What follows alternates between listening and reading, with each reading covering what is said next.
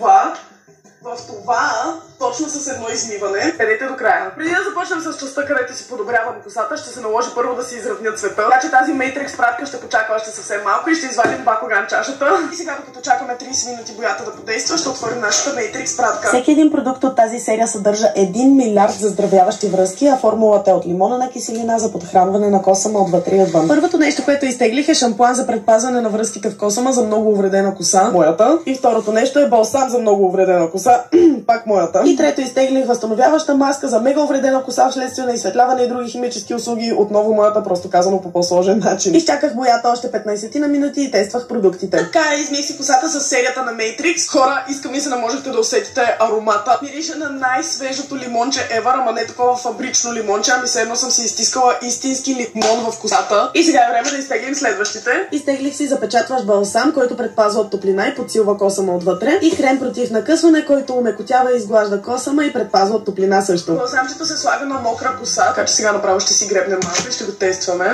И тъй като това предпазва от топлинна обработка, ще си сложа малко преди да си изсуша косата.